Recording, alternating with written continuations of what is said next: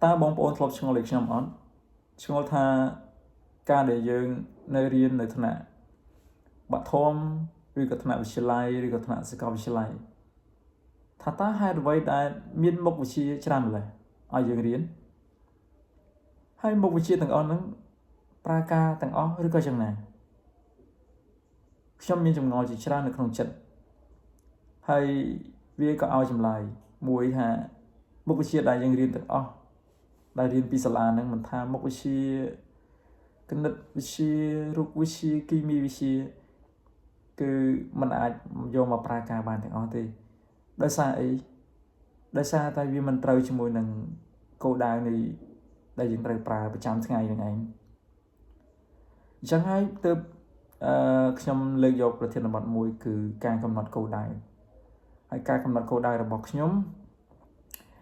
វាអាចនឹងខុសប្លែកអំពីការកំណត់គោលដៅនៃជីវិតរបស់បងប្អូនការកំណត់គោលដៅនៃជីវិតរបស់ខ្ញុំទើបតែយល់ទើបតែដឹងនៅពេលដែលខ្ញុំមានអាយុរៀងច្រើនកុសលដែរបើនិយាយរួមទៅគឺនៅពេលដែលខ្ញុំចាប់ចូលដល់សាកលវិទ្យាល័យទៅខ្ញុំចេះគិតយល់បានច្រើនជាងមុនចំណែកឯការរៀនបាក់ធំគឺខ្ញុំមិនសូវចេះគិតទេដោយសារជានៅជាក្មេងចូលចិត្តលេងច្រើននៅឡើយទេហើយចំណែកថ្នាក់វិទ្យាល័យក៏ខ្ញុំមិនទាន់ចេះគិតគូរអីវែងឆ្ងាយនោះដែរតើតែនៅពេលដែលខ្ញុំចាប់ចូលរៀនដល់សាកលវិទ្យាល័យទៅខ្ញុំយល់បានច្រើនអំពីជីវិតមួយនេះដោយសារយើងបានជួបប្រទះនៅរឿងរ៉ាវជាច្រើននៅក្នុងជីវិតអញ្ចឹងហើយការកំណត់គោលដៅនៃជីវិតរបស់ខ្ញុំគឺត្រូវធ្វើយ៉ាងណាឲ្យខ្លួនឯងដើរទៅដល់គោលដៅមួយដែលខ្លួនឯងប៉ងប្រាថ្នានៅក្នុងជីវិតមិនថាការងារឬក៏ដៃគូស្នេហានោះទេបើនិយាយរួមទៅគឺ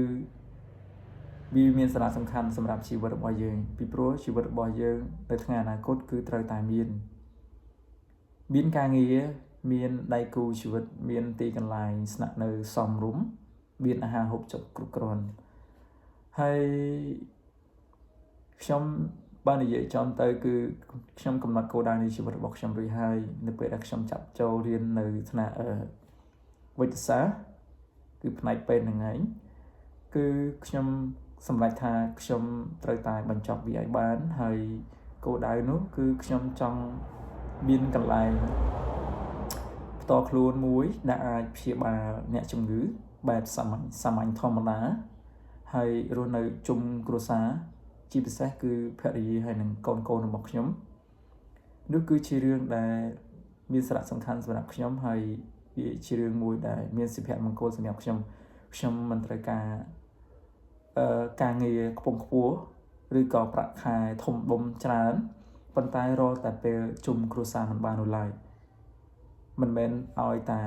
មានការងារធ្វើហើយចេញពីព្រឹកទៅធ្វើការល្ងាចមកដល់ផ្ទះ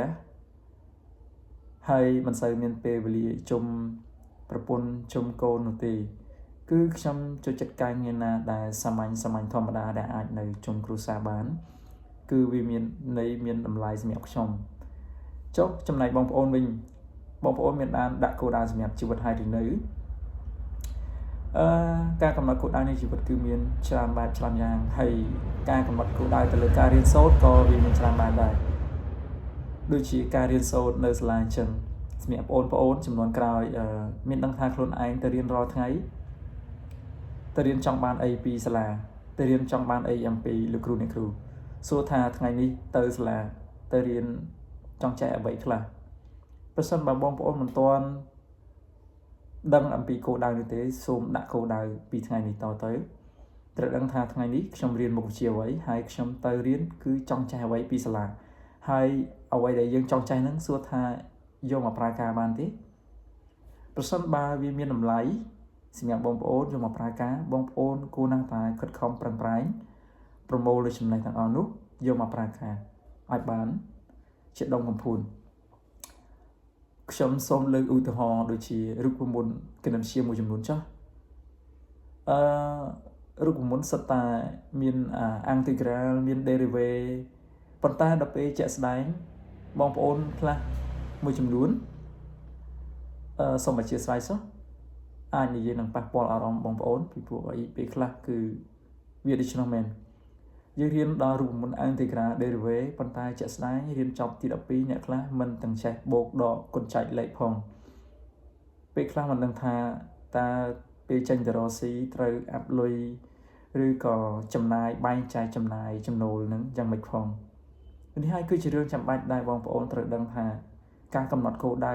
នៅពេលដែលយើងទៅរៀនយើងចង់ចេះអ្វីហើយយកមកប្រើការបានដែរឬទេ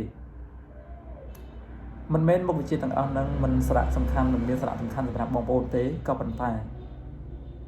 គឺវាត្រូវជាមួយនឹងអ្វីដែលបងប្អូនចង់ប្រើឬអត់ពីព្រោះមុខវិជ្ជាទាំងអស់ហ្នឹងគេដាក់តម្រូវឲ្យយើងរៀនមកគឺមិនមែនសម្រាប់តែយើងម្នាក់ទេគឺសម្រាប់មនុស្សទូទៅហើយមានអ្នកខ្លះចង់ខ្លាយទៅជាអ្នកវិទ្យាសាស្ត្រនៅថ្ងៃអនាគតខាងផ្នែករូបវិទ្យាបែបស៊ីជម្រៅឬគណិតវិទ្យាបែបស៊ីជម្រៅគីមីបែបស៊ីជម្រៅចង់ខ្លាយទៅជាអ្នកវិទ្យាសាស្ត្រដែលអាចប្រើរូបមន្តទាំងអស់នោះបានដើម្បីកែច្នៃរបស់របរទំនើបផ្សេងប៉ុន្តែសម្រាប់បងប្អូនប្រជាជនទូទៅឬក៏សិស្សានុសិស្សបងប្អូនចំនួនក្រោយ